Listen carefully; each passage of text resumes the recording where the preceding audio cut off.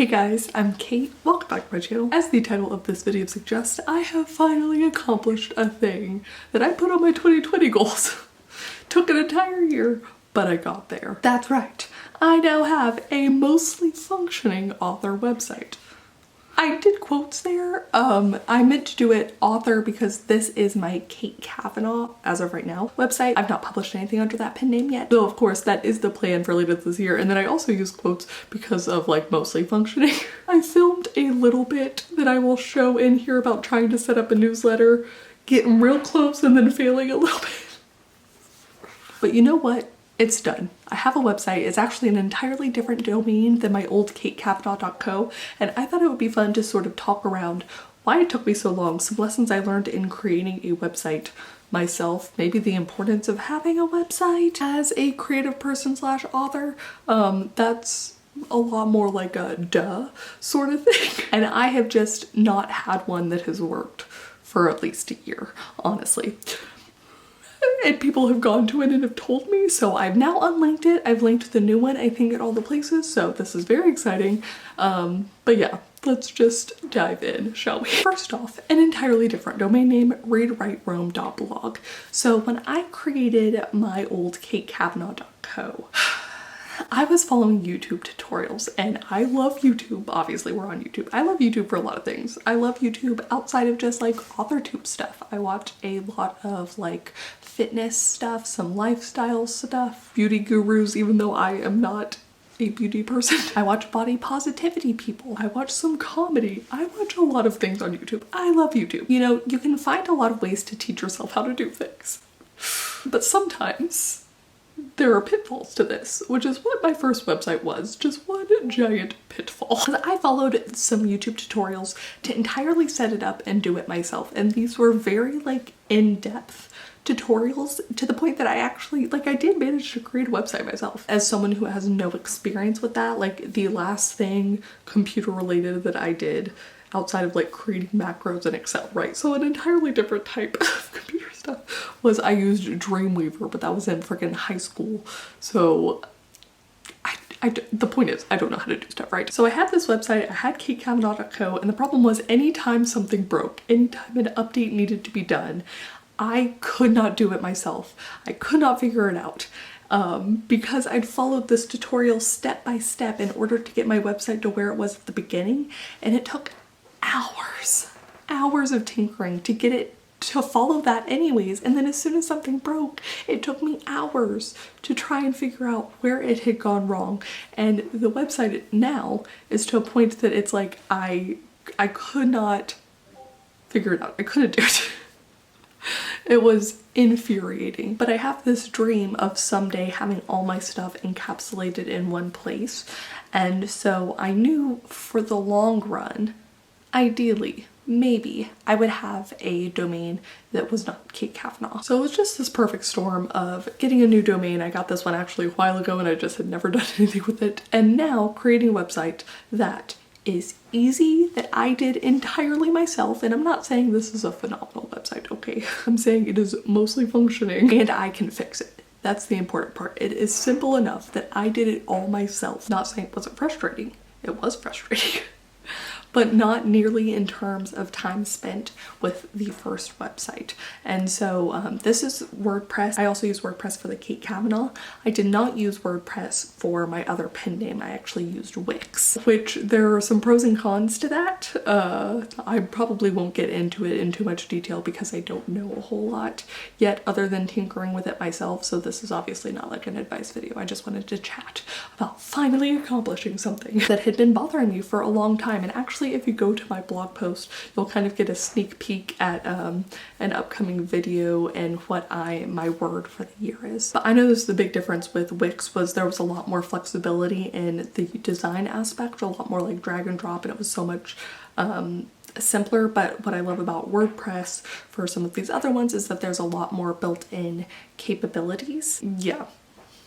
So it'll be interesting to see if I sort of, as I learn more about websites, as I attempt to sell books off of both websites, if I notice any sort of differences. Something to note here is that obviously In this day and age, as an author or someone who wants to be an author, someone who's an artist, someone who's a creative person, the recommendation is to have a website. And actually when I was in college, you know, the recommendation was to have a portfolio and a website. Even as like a finance person, that was just like, welcome to the internet, you should be on it. But basically, because my website wasn't even functioning, and I'll show the stats, so even though I say it wasn't functioning, people were still going to it, obviously. I still had Cavanaugh.co linked places, which was probably a screw up. I started removing it from places and just putting my YouTube channel URL, but not all places, right? The downside of relying at the time solely on YouTube or solely on Instagram to maintain my sort of internet presence was that if either of those were down, if for some reason I lost access to my accounts or whatever, like that would be a time period that I would be SOL. That could be a permanent SOL or it could be like a short-term SOL. But with a website, you're able to communicate to people who will search you up in a much easier fashion. And in theory, you have entire control over that. Now, obviously WordPress or Wix could still go down, but not quite in the same way.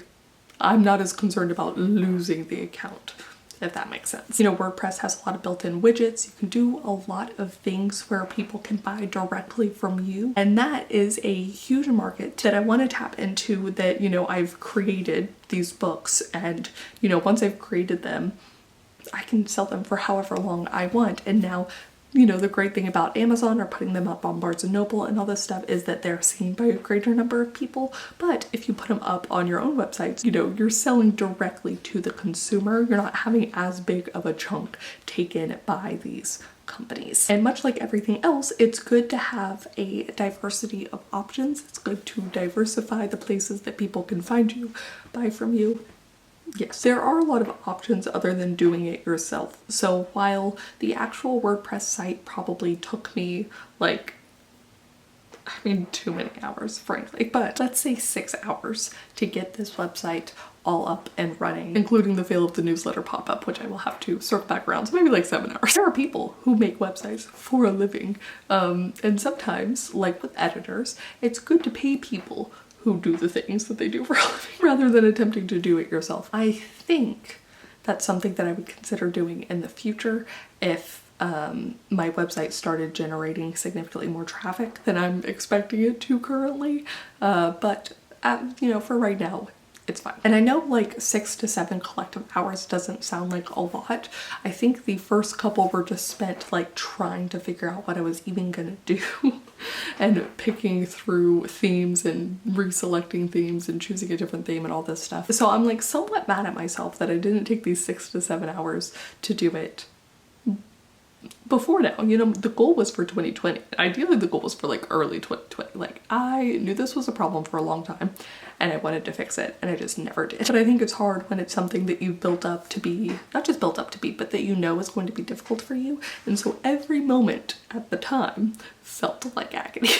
I think the big reason I actually wanted to get this website up is the blog function wasn't working at all on the old website. Like you couldn't go over different pages. Like it would only load 5 on the first page of the blog, and then if you click the second page, even though there were more entries there, it was just like like it would click and then nothing would happen, or like it would say something happened but it just took me back to the blog. So one of my, you know, semi-goals this year is to do more documentation just for me on things that I wouldn't put on the YouTube channel. And so I want the blog to be a bigger deal, you know, just kind of like a brain dump sometimes about things. And to not be able to do that on the Cavanaugh.co, I think was the final push to get my readwriteroam.blog up and running fully. And so readwriteroam, all the things, it'll be talking about books, it'll be talking about writing, it'll be talking about roaming when we can do that more safely. I'm hoping to do regular blog entries, whether that's regular as in like twice a week or once a week sort of thing. But like one of the things I'm doing is cooking a new recipe once a week, so I'm kind of thinking of just putting that on the blog, kind of just what I thought of it. I take some pictures along the way. So anyways, I finally got a new website. Is it perfect? No. But is it significantly better? Fuck yeah. And the sense of accomplishment I feel at even succeeding at something so small is, I cannot downplay this. I am so glad to have it off of my to-do list. I'm so glad to have it done. It makes me so much happier. It wasn't even a writing related thing. Like, it was tangentially writing related, but I'd always kind of, I think I had this nagging sensation at the back of my head this whole time, and now that's gone. Oh my gosh, it's amazing. And I sometimes wonder, this is a totally different tangent, but I sometimes wonder how much of those nagging things just build up and block us or paralyze us from doing other things. So to get that and like free up this space in the back of my brain, yay. Yay. But anyways, I'm going to insert some of this here. I attempt to come up with my MailerLite pop-up newsletter. I'm gonna have to do some more tinkering. Okay. This is actually pretty cool. So it was naturally set to 5 seconds, but I think I'm gonna do, we'll do 15. That way they like really wouldn't be there, I guess. Okay, I did all this. How to install pop-up. Okay, I had to go like 5 different ways, but I finally found where it is here, and I'm going to do it there. Yes!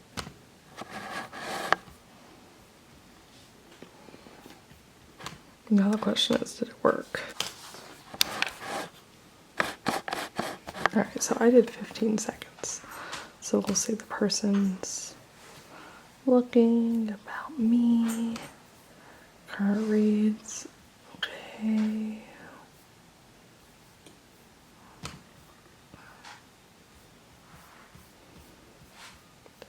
Done.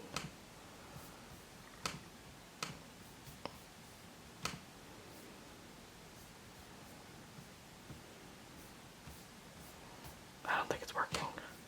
No. Alright, just in case. Because maybe it knows it's my computer. I'll try on my phone. Ignore the fact that I have so many tabs. Google has stopped counting and just put a smiley.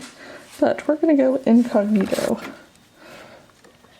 Readwriteroam. Okay, let's see. As we navigate. I mean, the plus side of this is that I get to double check that it looks good on mobile again too, but the form is not popping up.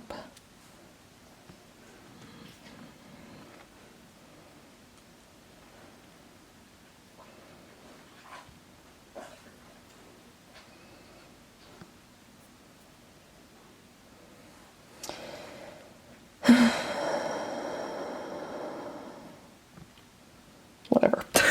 And I do need to still categorize that first blog entry, but you know what? It's freaking done, and I can fix it. I can do it. I can update it. Yeah. Please do comment down below and let me know what's that like nagging thing that's been in the back of your brain that you just haven't done. Has it been an entire year for you? Let me know. Also, let me know what your word of the year is, or like your concept of the year. Let me know if there's going to be any new things that you're dabbling in. Let me know if you've struggled with a website. Have you paid someone to do a website? I actually know that there's a lot of people on AuthorTube who do websites like as their day job, as their profession. So let me know if that's you. Let me know if this is like the easiest thing to you. But thank you guys so much for watching, and thank you especially to some of my new patrons this month. Babushka, Lee R, Ander, Melissa Panone, We're Wild, Raven Moses, Sasha Green, Rianne Warmerdam, Sarah, Life of Angelina, Siri B, TKB 304, Alex, pin name Allison Blackwood, Neopri, and Andrea, and I'll see you all very soon in the new video. Bye.